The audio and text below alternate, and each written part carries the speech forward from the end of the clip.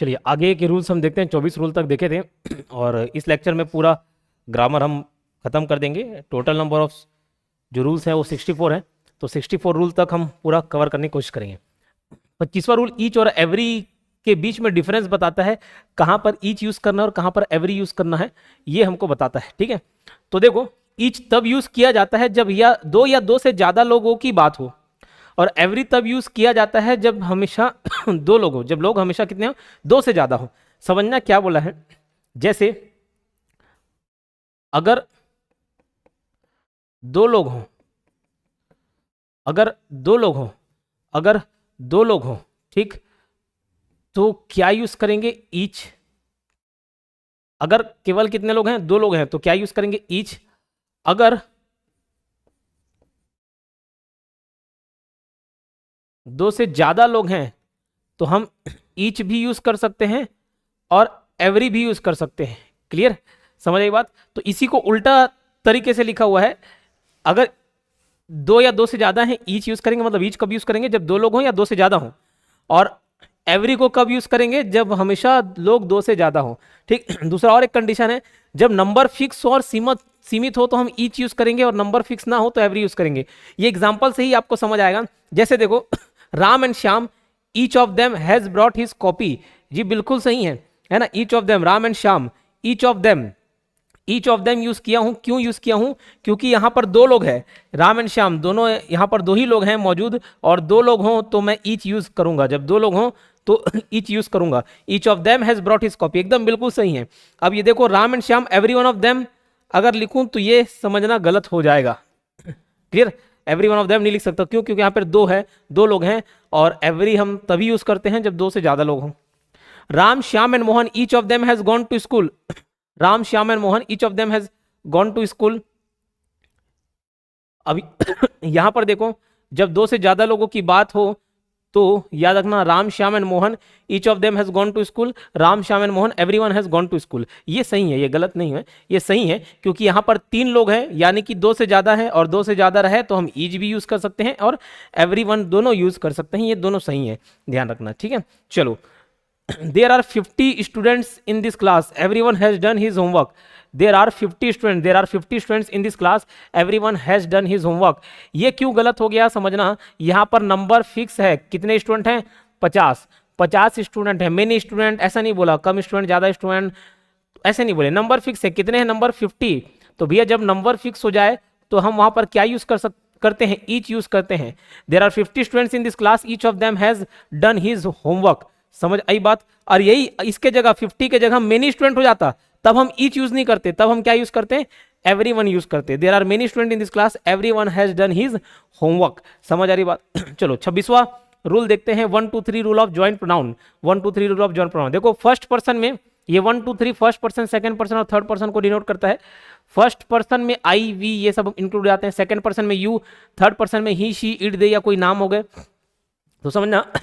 अब देखो ये जॉइंट प्रोनाउन क्या है समझना, you and I, husband and wife, मतलब बोल रहा कि तुम और मैं, जो हम दोनों के हस्बैंड और वाइफ हैं, have to look after your home.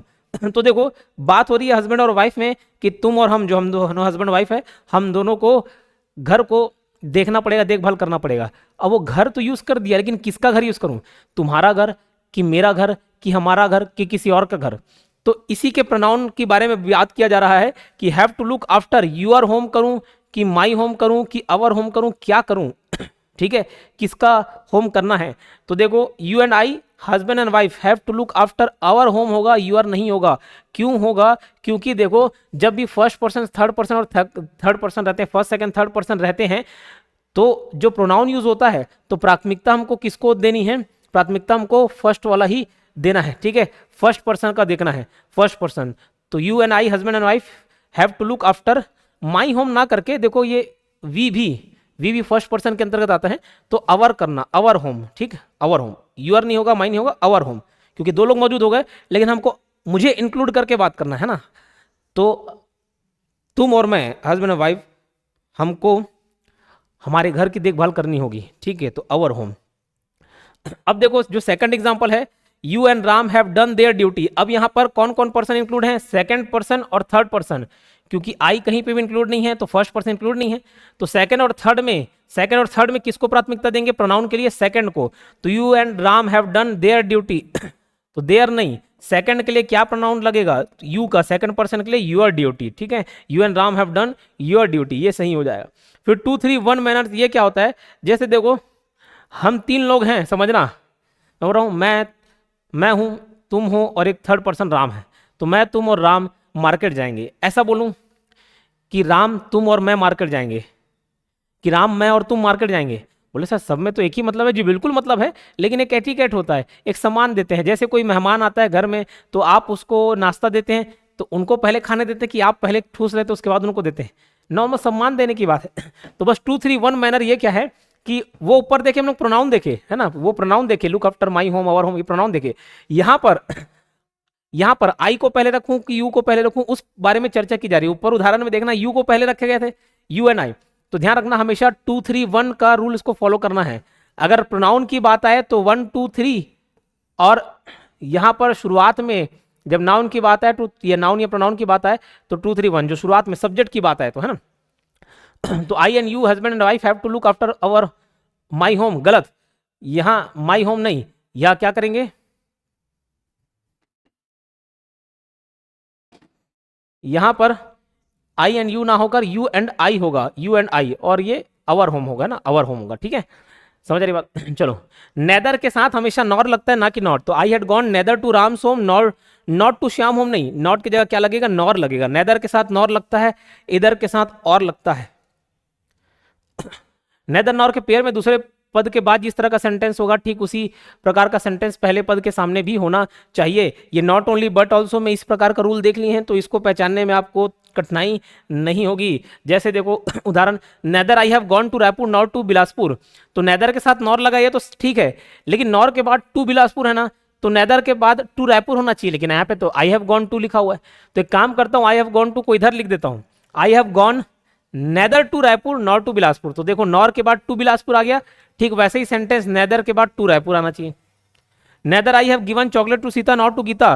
तो देखो नॉर के बाद टू गीता आ रहा है, तो नेदर के बाद भी टू चॉकलेट आना चाहिए था, लेकिन ये आई हैव गिवन चॉकलेट आ गया। तो आई हैव गिवन चॉकलेट्स को पहले रख दो, I have given chocolates neither to Sita nor to Gita, समझ आ रही बात।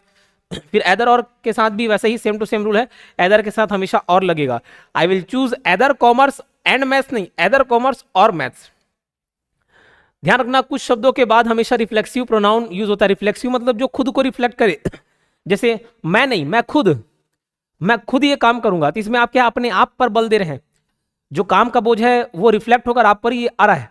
तो जैसे मैं खुद, तुम खुद ये काम करना, वो खुद वो अपना काम करेगा, हम खुद अपना काम करेंगे। तो ये जो खुद वाले सेंटेंस है, yourself, himself, myself, themself, ये सब को रिफ्लेक्सिव प्रोनाउन बोला जाता है, समझ रही बात।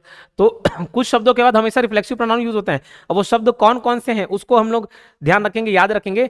तो जैसे देखो आई इंजॉयड इन द पार्टी, गलत, ऐसे लगने से देखने से सही लगता है, लेकिन नहीं, इंजॉय एक ऐसा वर्ड है जिसके बाद हमको रिफ्लेक्सिव प्रोनाउन लगाना पड़ता है। I enjoyed myself in the party, I enjoyed नहीं, I enjoyed myself in the party, अंग्रेजी में ऐसे ही बोलना होता है ना।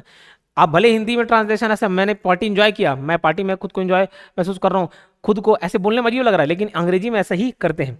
तो निम्न वर्ड्स के बाद हमेशा रिफ्लेक्सिव प्रोनाउन लगता है। तो कौन कौन से वर्ड हैं जिसके बाद रिफ्लेक्सिव प्रोनाउन लगता है? जैसे absent, apply, avail, acquit, enjoy, exert, forget, overreach, pride और resign. I resigned myself, है ना, ऐसा। आई एब्सेंटेड माई सेल्फ, जैसे I absented from the class नहीं, I absented myself from the class, ये सही होगा। अगला रूल देखते हैं, जब दो या दो से ज्यादा सिंगुलर नाउन को एंड से जोड़ा जाए और वो अलग अलग पर्सन हो तो प्रोनाउन प्लूरल होगा, और एक ही पर्सन हो तो प्रोनाउन सिंगुलर होगा। अब समझना क्या बोलना चाह रहा है। जैसे देखो, समझना बात को, यहां पर both Ram and Shyam showed his love for his father, ये प्रोनाउन हो गया हिज, है ना, showed his love for his father. क्या बोला? जब दो या दो से ज्यादा सिंगुलर नाउन, तो राम एक अकेला आदमी, श्याम एक अकेला आदमी, ये दोनों सिंगुलर नाउन है, और दोनों को किससे जोड़ा जाए? एंड से जोड़ा जाए। और वो अलग अलग पर्सन हो, तो राम और श्याम दोनों अलग अलग पर्सन है। बोले सर एक कैसे ही होगा? होता होता है जब नाम नहीं दिया रहता, कोई पद का नाम दिया रहता है ना, तो उसको एक पर्सन कंसिडर करते हैं, भी आगे देखेंगे। तो देखो नियम क्या कह रहा है, दो या दो से ज्यादा सिंगुलर नाउन हो, सिंगुलर नाउन है राम और श्याम, और उनको किन से जोड़ा जा रहा है, एंड से जोड़ा जा रहा है, ठीक है, और वो अलग अलग पर्सन हो, तो राम और श्याम स्वाभाविक सी बात अलग अलग पर्सन है, तो जो प्रोनाउन है वो प्लूरल होगा, मतलब हीज ना होकर क्या होगा, देयर होगा, हीज ना होकर क्या होगा, देयर। तो both Ram and Shyam, Shyam showed their love for their father, showed their love for their father, ये सही होगा। और एक ही पर्सन हो तो प्रोनाउन सिंगुलर होगा, जैसे ये रूल नंबर 33 उसी की बात करता है, एक ही पर्सन। समझना, जैसे देखो मैं अगर ऐसे लिखूं कैसे मालूम चलेगा सर एक ही पर्सन है, the chairman and MD of this company, और मैं इसको लिख रहा हूं the chairman and the MD of this company. तो कभी कभार ना पोस्ट के पीछे द लगाया जाता है तो अगर दोनों सही है, दोनों अपने आप में सही, मैं इसमें सही गलत की बात नहीं कर रहा हूं, दोनों अंग्रेजी के सेंटेंस हैं, लेकिन दोनों में थोड़ा सा अंतर है। अगर मैं द चेयरमैन एंड एमडी लिखा हूं ना, मतलब ये पूरा एक पोस्ट है, एक पोस्ट, एक आदमी है, पोस्ट भले दो अलग अलग हैं, लेकिन उस दोनों पोस्ट पे एक ही आदमी बैठा हुआ है, चेयरमैन और एमडी, ये द, तो ये एक बार द लिखा है, मतलब वो एक ही आदमी के लिए यूज हो रहा है, भले वो अलग अलग पोस्ट में हो। बट यहाँ पे the chairman and the MD लिखा है, मतलब चेयरमैन अलग आदमी है, एमडी अलग आदमी है, लेकिन यहाँ पे द चेयरमैन एंड एमडी, मतलब चेयरमैन भी वही है, एमडी भी वही है। तो यहाँ पर देखो the chairman and the MD, तो भैया चेयरमैन और एमडी, एमडी एक सिंगुलर नाउन हो गया, चेयरमैन एक सिंगुलर नाउन हो गया, लेकिन और इसको दोनों को किससे जोड़ा गया, एंड से जोड़ा गया, लेकिन ये अलग अलग आदमी है, हाँ कि ना, अलग अलग आदमी है, ठीक। तो अलग अलग आदमी है तो उसके लिए प्लूरल प्रोनाउन लगेगा, जैसे the chairman and the MD of the company granted their approval, बिल्कुल सही है, देयर, हीज अप्रूवल नहीं, क्योंकि दोनों अलग अलग है, जैसे राम था वैसे श्याम, राम श्याम अलग अलग आदमी थे, वैसे द चेयरमैन द एमडी दोनों अलग अलग हैं। लेकिन अगर ऐसा होता द चेयरमैन एंड एमडी, इसका ये मतलब है कि दोनों एक ही आदमी है, और दो अलग अलग नाउन, सिंगुलर नाउन को एंड से जोड़ा जाए, लेकिन वो एक ही पर्सन को शो करें, तो यहाँ पे जो प्रोनाउन लगता है वो प्लूरल ना होकर क्या होगा, सिंगुलर होगा। तो granted his approval, granted his approval, ठीक है, यही बात लिखा हुआ है, किसी पोस्ट के पीछे द लगा है तो किसी पर्सन को दर्शाता है, द चेयरमैन एंड एमडी ये सिंगल पर्सन है, the chairman and the MD ये दो पर्सन है अलग अलग। अब 34वां नियम देखते हैं, दो सिंगुलर नाउन को एंड से जोड़ा जाए और उसके पहले ईच या एवरी लगा हो तो प्रोनाउन हमेशा सिंगुलर होगा। दो सिंगुलर नाउन को एंड से जोड़ा जाए और उसके पहले ईच या एवरी लगा हो तो प्रोनाउन हमेशा क्या होगा, सिंगुलर होगा। Every student and every teacher got their dress ready, क्या बोला, दो सिंगुलर नाउन को एंड से जोड़ा जाए और उसके पहले ईच या एवरी लगा हो। तो देखो दो सिंगुलर नाउन है, स्टूडेंट एंड टीचर, स्टूडेंट्स नहीं बोले, टीचर्स नहीं बोले, खाली स्टूडेंट और खाली टीचर, तो दो सिंगुलर नाउन हो गए, उसको एंड से जोड़ा गया है, लेकिन पीछे क्या लग गया है, ईच या एवरी लग गया है, तो जो प्रोनाउन होगा वो हमेशा क्या होगा, सिंगुलर होगा। तो यहां पर देयर तो प्लूरल हो गया, तो यहां देयर नहीं लगेगा, क्या लगेगा, his. Every student and every teacher got his dress ready, समझ आ रही बात। चलिए अगला नियम देखते हैं, जब दो या दो से ज्यादा सिंगुलर नाउन को इधर और नीदर नॉर के साथ जोड़ा जाए तो प्रोनाउन हमेशा सिंगुलर होगा। जैसे देखो neither Varsha nor Sugandha brought their copy, नहीं ब्रॉट हर कॉपी, लड़कियां का नाम है, ठीक, देयर बोल दिया तो प्लूरल हो गया, प्लूरल नाउन है ना, लेकिन यहां पर हमको क्या यूज करना है, सिंगुलर। जब यह दो या दो से ज्यादा सिंगुलर नाउन को, सिंगुलर है, वर्षा एक आदमी, सुगंधा एक आदमी है ना, तो दोनों एक एक को जोड़ा गया, चाहे एदर और या नेदर नॉर के साथ, तो एदर और नेदर नॉर के साथ हमेशा याद रखना सिंगुलर प्रोनाउन ही यूज होगा। तो neither Varsha nor Sugandha brought her copy, Varsha and Sugandha will bring their copy, Varsha and Sugandha will bring their copy. बोले सर यहाँ देयर की जगह ही या हर हो जाएगा कि नहीं, ये सही है। बोले सर ऐसा कब से, अभी तो बताया, अरे उसमें नेदर या एदर जुड़ा होना, तब आपको उसमें ध्यान रखना, तब आपको उसमें सिंगुलर नाउन करना है, नॉर्मल सेंटेंस में नहीं को चकना है। वर्षा एंड सुगंधा यहाँ पे एदर और नेदर नॉर यूज हुआ है कि नहीं हुआ है, नॉर्मल सेंटेंस है, तब देयर कॉपी बोल रहे हैं तो सही है। लेकिन नेदर नॉर या एदर और जुड़ जाए तो वहां पर देयर ना होकर क्या होगा, हर होगा, सिंगुलर प्रोनाउन होगा।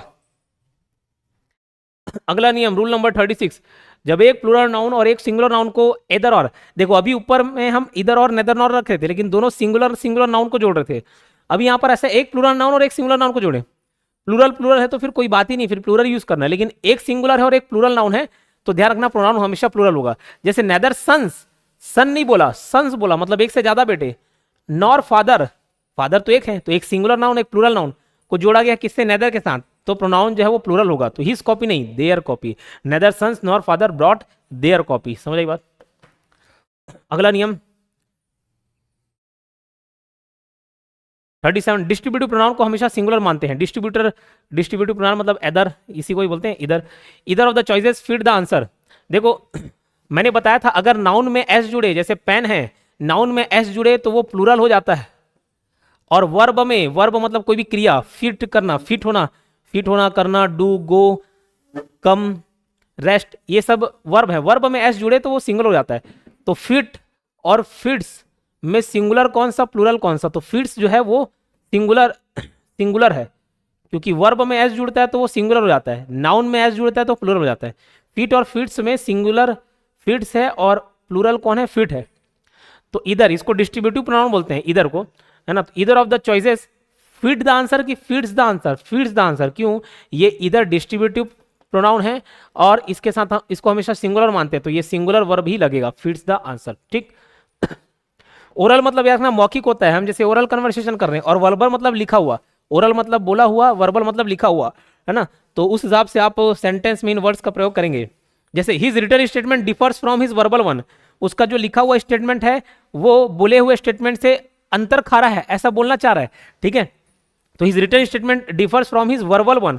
तो सोचो वर्बल होगा क्या, एक रिटर्न का मतलब ये एक वर्बल बोल दिया, और सेंटेंस की ये भावना है कि उसका लिखा हुआ स्टेटमेंट उसके बोले हुए से अलग है।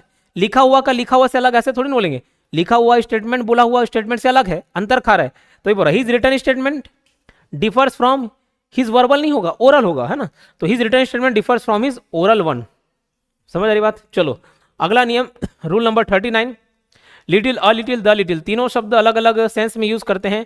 समझना ध्यान को। अगर खाली में लिटिल मतलब थोड़ा, है ना, लेकिन लिटिल के आगे अ लगा दो या द लगा दो तो उसका पूरा मतलब चेंज हो जाता है। जैसे देखो खाली लिटिल है तो हम नेगेटिव सेंस में यूज करते हैं, सेंस में यूज करते हैं।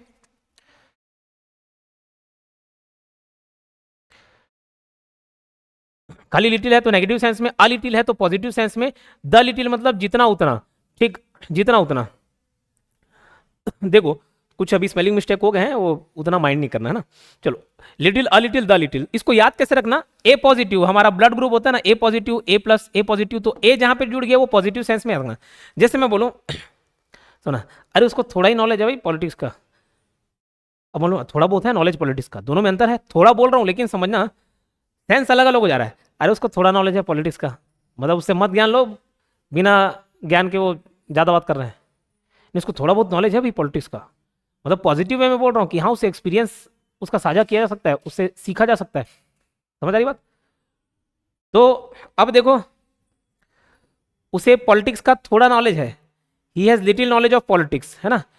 उसे पॉलिटिक्स का थोड़ा बहुत नॉलेज है, पॉजिटिव सेंस में बोल रहे हैं, ये नेगेटिव सेंस में बोल रहे हैं, ये पॉजिटिव सेंस में बोल रहे हैं। और एक he has a little knowledge of politics, उसे पॉलिटिक्स का जितना नॉलेज है उतना काफ़ी है, जितना भी है उतना काफ़ी है। तो जितना उतना के लिए ना द यूज़ करते हैं। The little knowledge of politics he has is enough. तीन अलग अलग सेंटेंस है। अब बोले सर इसको यूज़ कैसे करेंगे, इसका यूज़ सेंटेंस में देखो, Pragya somehow manage to pass in the maths. अब समझना आपको ये पॉजिटिव सेंस में बोला जा रहा है, नेगेटिव सेंस में बोला जा रहा है, ये सेंटेंस से ही मालूम चल जाएगा। Pragya somehow manage to pass in the exam. अब देखो भैया प्रज्ञा मैथ्स में पास हो गई, तो मैं ये नहीं बोलूंगा रे थोड़ा बहुत ही है मैथ्स उसका, थोड़ा अच्छा है भैया, थोड़ा ठीक ठाक है तभी पास हो गई, पॉजिटिव सेंस में। Pragya somehow manage to pass in the maths, this means she has little knowledge की a little knowledge of maths, she has little की अ लिटिल। अब भैया पास हो गई ना, पॉजिटिव वे में यूज हो रहा है, तो अ लिटिल बोलूंगा, she has a little knowledge of maths. Rule number 40, सम को पॉजिटिव सेंटेंस में यूज किया जाता है, एनी को नेगेटिव, एनी को इंट्रोगेटिव सेंटेंस में यूज किया जाता है। जैसे आई will by any rice, I will by any rice, तो एनी राइस नहीं होगा, ये पॉजिटिव सेंटेंस है, मैं पूछ नहीं रहा हूं क्या मैं चावल खरीदूं, नहीं मैं कुछ चावल खरीदूंगा, पॉजिटिव है, तो यहां पर सम होगा, I will buy some rice, है ना, सम राइस। अफर्मेटिव सेंटेंस मतलब पॉजिटिव, ठीक, I will buy some rice होगा। और अगर वो सेंटेंस इंट्रोगेटिव है या नेगेटिव है ना, इंट्रोगेटिव है या नेगेटिव है, तो इंट्रोगेटिव या नेगेटिव के लिए तीन प्रकार के सेंटेंस है। जैसे मैं स्कूल जा रहा हूं या मैं स्कूल जाऊंगा, मैं स्कूल जाता हूं, पॉजिटिव सेंटेंस। मैं स्कूल नहीं जाता हूं, नेगेटिव सेंटेंस। क्या मैं स्कूल जाता हूं, इंट्रोगेटिव। तो जब सेंटेंस पॉजिटिव हो तो उसमें सम यूज करते हैं, I will buy some rice. अगर मैं उस सेंटेंस को नेगेटिव या इंट्रोगेटिव बोल रहा हूं तो मैं एनी यूज करूंगा। I will not buy any rice, समझिए बात, ठीक। तो I will not buy some rice नहीं होगा, I will not buy any rice. जैसे बोलते हैं ना, do you have any idea, कि तुमने क्या किया, कुछ तुमको आइडिया है कि तुमने क्या गलती कर दी है। Do you have any idea, do you have some idea नहीं, do you have any idea, ये बोला जाता है, ठीक। चलो, तो वैसे भी एनी में ना आ रहा है, नेगेटिव के लिए यूज किया जाता है या इंट्रोगेटिव के लिए। व्हाट जनरल सेंस में यूज किया था, जबकि विच सिलेक्टिव सेंस में यूज किया था। बोले सर ये जनरल और ये क्या। जैसे एक एग्जांपल देखो, what option would you go for. अब सोचो, जब हमको सेलेक्ट करना होता है, एक नॉर्मल सेंटेंस नहीं, सिलेक्शन की बात आती है। जैसे व्हाट मतलब भी क्या, विच मतलब भी कभी क्या, कौन सा, ये हो सकता है। जैसे मैं बोल रहा हूं धोनी और कोहली, तुम्हारा कौन सा फेवरेट प्लेयर है, कौन क्या, ये पूछना चाह रहा हूं, और आपको बताना है सेलेक्ट करके, क्योंकि या तो धोनी या तो कोहली, दोनों में से एक चूज करोगे। तो ये जब भी सेलेक्टिव सेंस होना, सेलेक्ट करना हो, तो व्हाट यूज नहीं करते, क्या यूज करते हैं, विच यूज करते हैं।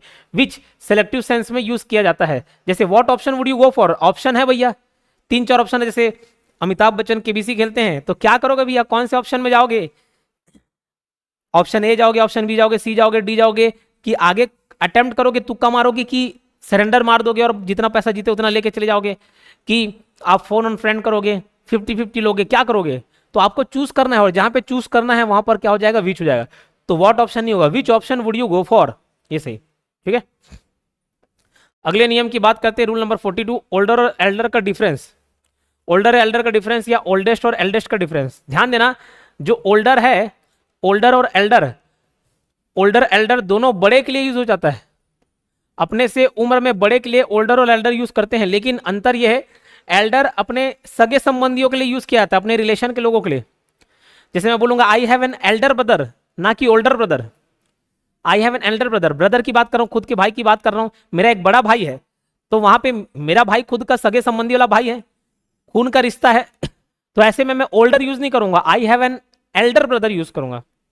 लेकिन मैं अपने गली मोहल्ले में बात कर रहा हूं, मैं बोल रहा हूं कि भैया गली में सबसे ज्यादा मैं, मतलब उससे ओल्डर हूं भैया, उससे ज्यादा उम्र का हूं, और पड़ोसी से तुलना कर रहा हूं, मेरे खून का रिश्ता थोड़ी ना, ठीक। तो देखो, I have an older brother नहीं, I have an elder brother. Ram is the eldest boy in his town नहीं, पूरे शहर का, तो भैया शहर का थोड़ी सब भाई होगा वो, है ना। Ram is the oldest boy in this town, सबसे बड़ा उम्र में। रूल नंबर 43, जब दो चीजों को एक दूसरे से कंपेयर किया जाए तो कंपैरिजन के बाद वाले टर्म में पहले वाले टर्म को एक्सक्लूड किया जाता है, ठीक। अब ये थोड़ा अगर मैं एग्जांपल लेके बताऊं तो ही समझ आएंगे। देखो, Satish is cleverer than any student in this class, मतलब यहाँ पे हिंदी अर्थ इसका बताता हूं। क्या बोला जा रहा है, सतीश बाकी लोग से चतुर है, बाकी जो दूसरे लोग हैं ना क्लास के उससे चतुर है, तो बाकी दूसरों से चतुर है ये बोलना चाह रहा है। तो इसमें ध्यान रखना, एनी स्टूडेंट ना यूज करके एनी अदर क्यों करते हैं, क्यों, क्योंकि हम सतीश को एक अलग तरफ रख रहे हैं और बाकी स्टूडेंट्स को अलग तरफ रखते हैं, ठीक। जब से उसने खींचा है खिड़की का पर्दा एक तरफ, उसका कमरा एक तरफ, बाकी दुनिया एक तरफ, तो इसको एक तरफ रखना है, बाकी दुनिया को एक तरफ रखना है, तो उसके लिए एनी अदर लगाते हैं। एनी अदर मतलब बाकी दूसरे लोग, एनी अदर। तो Satish is cleverer than any students in this class नहीं, Satish is cleverer than any other students in this class, ठीक है, इन दिस क्लास, ठीक है। Ranveer performance was better than any actor of the Bollywood, ऐसा नहीं। तो यहां पर रणवीर के परफॉर्मेंस को और बाकी पूरे बॉलीवुड के दूसरे कलाकारों का परफॉर्मेंस को अलग रख रहे हैं। तो Ranveer performance was better than any other actor of the Bollywood, ठीक है। Ranveer performance was better than any other actor of the Bollywood, ठीक है। Ranveer performance was better than any other actor of the Bollywood, ये सही होगा। लेकिन ध्यान देना, अगर सुपरलेटिव डिग्री के जरिए कंपैरिजन किया जाता है तो बाद वाले टर्म में पहला वाला भी इंक्लूड रहता है। वहां पर देखो कंपैरेटिव यूज कर रहे थे, क्लेवरेस्ट नहीं कर रहे थे, क्लेवरर। स्मार्टर यूज कर रहे थे, ना कि स्मार्टेस्ट।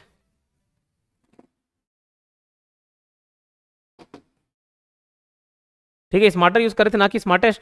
अब देखो, अब हम सुपरलेटिव डिग्री के जरिए ये कंपैरिजन यूज करते हैं। जैसे देखना, मैं बोल रहा हूं मैं बाकी दूसरे स्टूडेंट से अच्छा हूं, बेहतर हूं, मैं बाकी दूसरे स्टूडेंट से बेहतर हूं, तो मैं अपने आप को अलग रख रहा हूं और बाकी लोगों को अलग रख रहा हूं, है ना।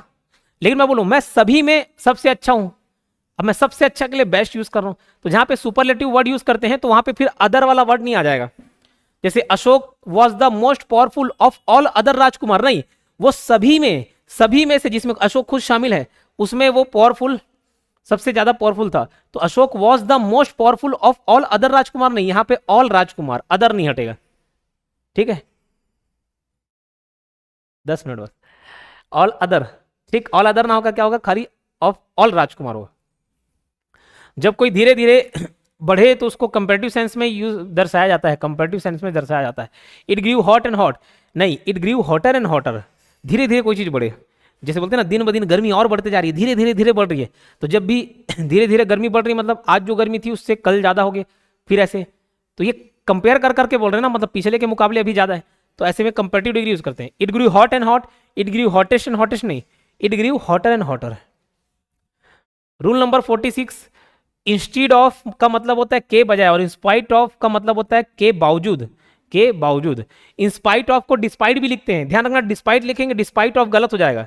इंस्पाइट ऑफ का मतलब ही है डिस्पाइट, ठीक। जैसे देखो अब यहां पर मैं उदाहरण देता हूं तो आपको समझ आ जाएगा।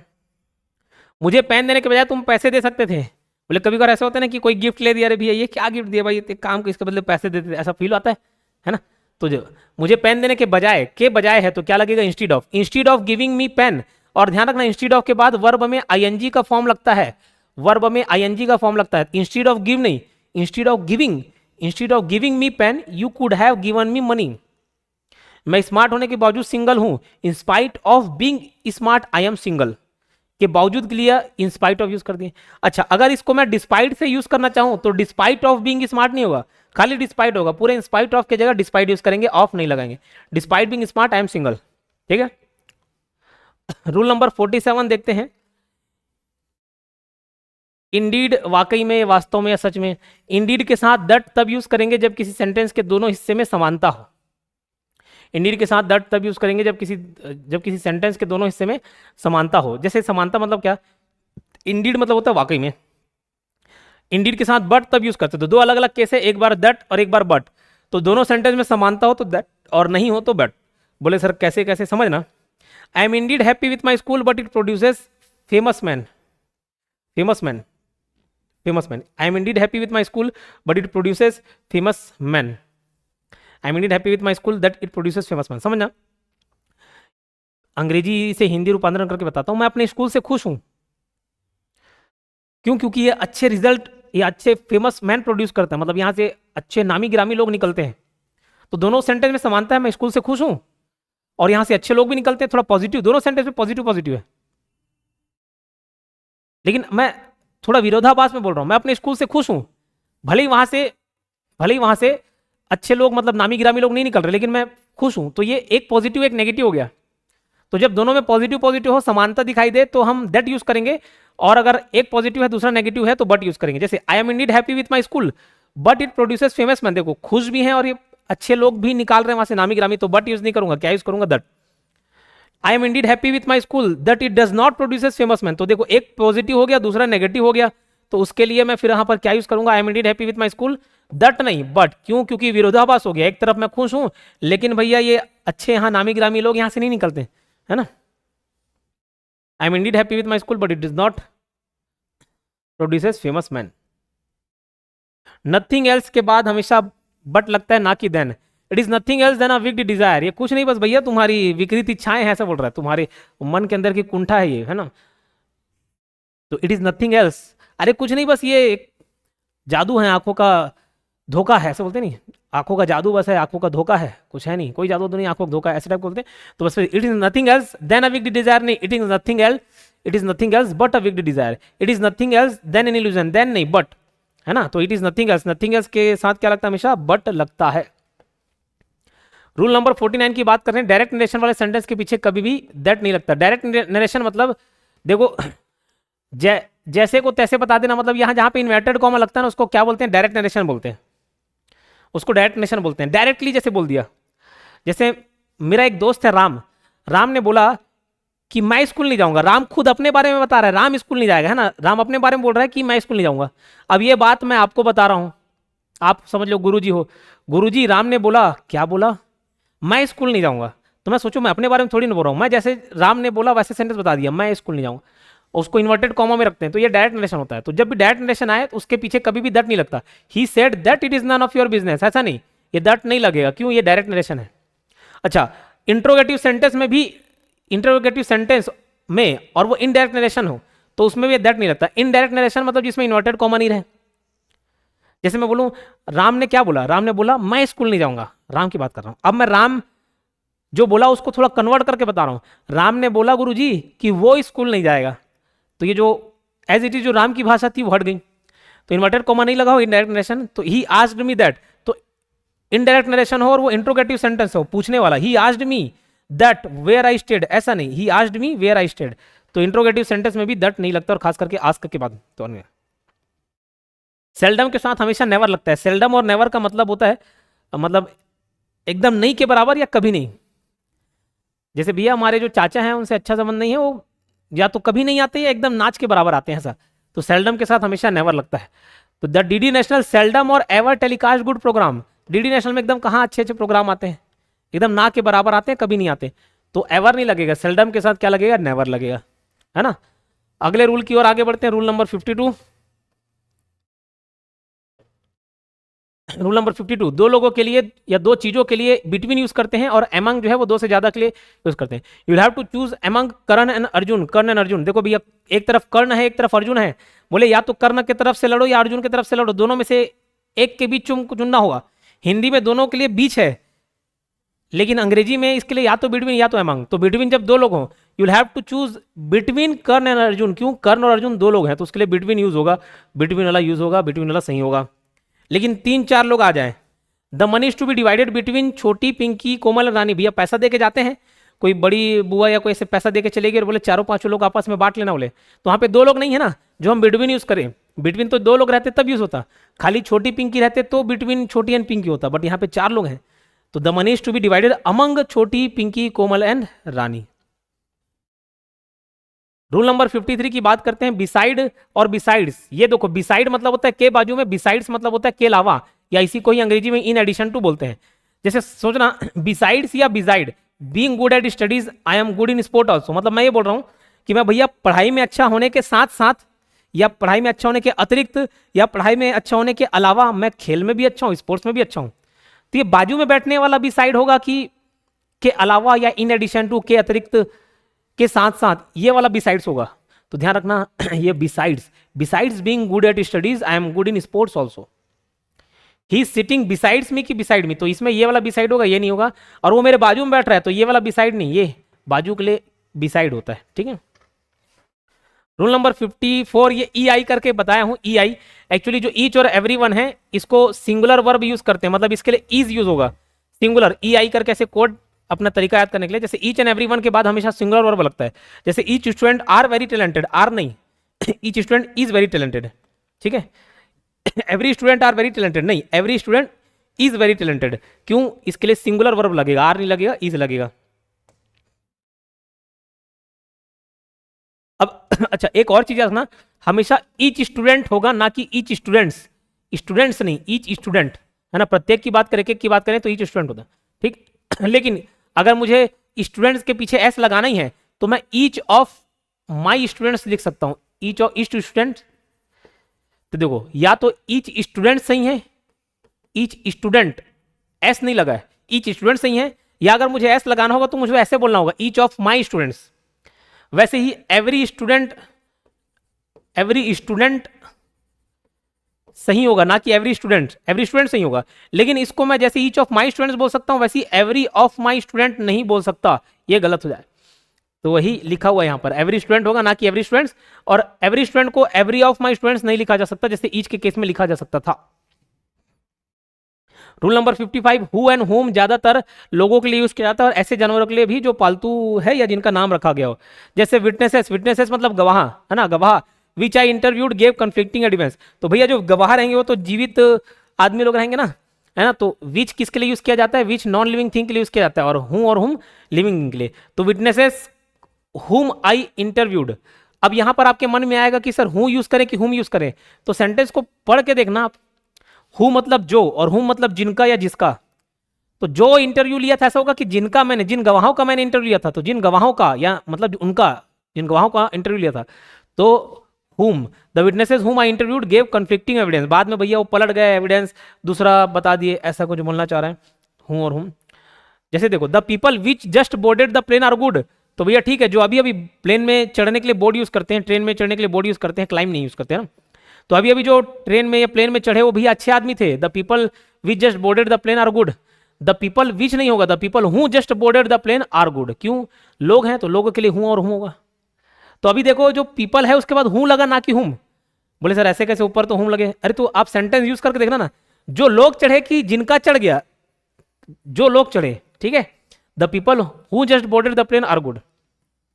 रूल नंबर 56, विच ज्यादातर नॉन लिविंग बींग के लिए यूज होता है और वाइल्ड एनिमल्स के लिए, पालतू एनिमल के लिए नहीं, वाइल्ड एनिमल के लिए। I throwed a stone on the dog who was sleeping nicely. अब भले जो कुत्ता है वो एक जीवित प्राणी है, लेकिन फिर भी ये चूंकि स्ट्रीट डॉग है, वाइल्ड एनिमल है, इसके लिए हम हु नहीं यूज करेंगे, विच यूज करेंगे, विच वाज स्लीपिंग नाइसली। लेकिन अगर पालतू कुत्ता होता ना, तब मैं उसके लिए हूँ यूज कर देता, हूँ या होम यूज कर देता। पालतू कुत्ते के लिए फिर उसको निर्जीव नहीं मानते। बोले सर ऐसा कैसे, ऐसे ही नियम। फिर देखो इसी से मिलता जुलता एक और नियम, रूल नंबर 57, कुछ अपवाद को छोड़कर दैट लोगों के लिए भी यूज किया जा सकता है, जानवरों के लिए भी यूज किया जा सकता है। जैसे ऊपर था the people who just boarded the plane, who की जगह दैट भी लगाता तो भी चल जाता। The dog which was sleeping, the dog that was sleeping in the street, तो हूं और विच की जगह दैट यूज किया जा सकता है कभी भी। लेकिन कुछ ऐसे केस है जहां कंपलसरी दैट ही यूज करना होता है, वहां पे अगर लिविंग बींग है बोल के वो हूं या होम लगा दिया, और नॉन लिविंग बींग है बोल के विच लगा दिया, ऐसा नहीं, वहां पे कंपलसरी दैट ही यूज करना होता है, ठीक है। और कौन कौन से ऐसे शब्द हैं, कौन कौन से ऐसे शब्द हैं उसको मैं पहले बता देता हूं। इसके लिए कोड है, आराम से फुर्सत से रट लेना। मन हो रहा है दैट सोच आके फ्राई करूं या फैलूं, मन हो रहा है दैट सोच आके फैलूं, तो देखो एम से आखना मच, ए से आखना ऑल और एनी, एन से आखना नन नो नथिंग, दट से आखना दट लगेगा, दट से भी याद आना चाहिए ट्रिक किसका है। तो मन हो रहा है की को हम दट बोलते हैं, मन हो रहा है दट सो सा के फैलूं, एस ओ से समथिंग, ओ से द ओनली, सो सा के, एस से फिर द सेम, और ए से एनीथिंग, फैलूं, एफ से द फ्यू, और एल से द लिटिल। इतने सारे वर्ड हैं, इसके आगे क्या लगता है, हमेशा दट लगेगा। जैसे देखो the scooty that Manoj sir brought runs on electricity, ये थिंग है, अभी हम उस पर अपवाद में नहीं आए, अभी नॉर्मल सेंटेंस देखते हैं। The scooty that Manoj sir brought, यहां पर मैं भैया विच भी लिख सकता था, the scooty which Manoj sir brought, तो विच सही हो जाता, लेकिन हूं या हुम नहीं होता, ये नहीं होता, विच होता, ये सही होता क्योंकि नॉन लिविंग थिंग है। लेकिन इसके बदले मैं दैट लगा दूं तो भी सही है, okay. The musician that one the award is Indian, ये पर्सन है, ये आदमी है, तो यहां पर मैं हूं लगाता, the musician who one the award, ये सही होता, यहां पर विच गलत हो जाता, विच गलत हो जाता। लेकिन इस हूं की जगह दट भी लगा सकता हूं, दट हमेशा सदाबहार सब जगह लगा सकता हूं। The dog that is chasing the cat belongs to Pragya, तो यहां दट लगाया, ये dog which is chasing, which लगाता तो सही हो जाता, हुम नहीं लगाता, दट और विच दोनों लगा सकता हूं, ठीक है। तो लेकिन कुछ ऐसे सेंटेंस है जहां पे कुछ ऐसे वर्ड यूज होने के बाद हमेशा हमेशा दट ही यूज करना पड़ेगा। जैसे द सेम था, this is the same book which you were reading, अब विच नहीं लगाएंगे, क्यों? क्योंकि द सेम आ गया, और द सेम आया मतलब कंपलसरी दट लगाना है। This is the same book that you are reading, this is the same person that I want to marry, this he spent up the little the few, he spent up the little amount which he had, नहीं that he had. Since और for दोनों समय के preposition हैं, और since use किया था point of time के लिए, फॉर यूज किया था पीरियड ऑफ टाइम, एक पर्टिकुलर पॉइंट ऑफ टाइम, एक टारगेट मिल जाता है वहां से। जैसे मैं सुबह 7 बजे से पढ़ा रहा हूं, मैं सुबह 7 बजे से पढ़ा रहा हूं, 7 बजे एक पॉइंट ऑफ टाइम मिल गया, और 7 घंटे मतलब पीरियड हो गया, पीरियड शासनकाल, समझ रही बात। तो मैं सुबह 7 बजे से पढ़ा रहा हूं, point of time, I have been teaching, since होगा कि फॉर होगा, सिंस 7 AM, जहां पॉइंट ऑफ टाइम आ गया वहां सिंस। लेकिन मैं बोलूं मैं पिछले 7 घंटे से पढ़ा रहा हूं, I have been teaching for last 7 hours, यहां पर 7 बजे से नहीं बोल रहा है, पीरियड बता रहा है, 7 घंटे का पीरियड, 2 घंटे की मूवी, 3 घंटे की मूवी, समझ रही बात। तो यहां पर पीरियड ऑफ टाइम के लिए फॉर लगेगा। एक और उदाहरण दिखाता हूं, देखो Virat Kohli has been batting since 5th over, 5वें ओवर से, जैसे 5वें ओवर चालू हुआ वहां से बैटिंग कर रहा है, तो पॉइंट ऑफ टाइम। लेकिन पिछले 5 ओवर से बैटिंग कर रहा है Virat Kohli, has been batting, तो वहां पे लगेगा for last 5 over. I have been working in Nagar Panchayat Utai since या फॉर जनवरी 2019, बताओ यहां सिंस लगेगा फॉर लगेगा, जनवरी 2019 से मैं काम कर रहा हूं, काम कर रहा था, है ना, या काम कर रहा हूं, ठीक है। तो 2019 एक पॉइंट ऑफ टाइम मिल गया, तो यहां पे लगेगा सिंस जनवरी 2019। लेकिन अगर मैं बोलता भैया पिछले 3 साल से वहां काम कर रहा हूं तो वहां पे फॉर लास्ट 3 आवर्स आ जाएगा, 3 इयर्स। अगला, जब दो घटनाएं पास्ट में हो, भूतकाल में हो, तो जो काम पहले हो चुका रहता है उसको पास्ट परफेक्ट टेंस से डिनोट करते हैं, और जो काम बाद में होता है उसको सिंपल पास्ट टेंस से डिनोट करते हैं। सिंपल पास्ट टेंस मतलब जो अभी अभी खत्म हुआ है, और पास्ट परफेक्ट मतलब एकदम पहले खत्म हुआ है। जैसे मैं स्कूल गया, आई वेंट टू स्कूल, या I did go to school. मैं स्कूल गया था, I had gone to school, दोनों अंतर है, ठीक है। अब समझना, जो काम बहुत पहले होता है उसके लिए पास्ट परफेक्ट, और जो अभी अभी हाल फिलहाल रहता है वो उसके लिए सिंपल पास्ट टेंस यूज करते हैं। ये थोड़ा टेंस में और क्लियर हो जाए। The patient died before the doctor arrived, तो देखो ये भी सिंपल पास्ट टेंस हो गया डाइड, और ये भी सिंपल पास्ट टेंस हो गया अराइव्ड। अब समझना कि पेशेंट के मरने की पहले घटना हुई कि डॉक्टर पहुंचा वो पहले घटना हुई, दोनों में से कौन सी घटना सबसे पहले हुई? जो देखो क्या बोल रहा है, डॉक्टर के पहुंचने से पहले पेशेंट मर चुका था, तो पेशेंट पहले मर गया, उसके बाद डॉक्टर पूछा, ऐसा बोला ना। तो देखो जो सबसे पहले घटना हो गई ना, सबसे मतलब पुराना घटना है, उसमें पास्ट परफेक्ट यूज करेंगे। द पेशेंट डाइड नहीं, the patient had died before the doctor arrived. I finish the book after I return from college, मतलब कॉलेज से वापस आने के बाद मैंने किताब को फिनिश किया, खत्म किया।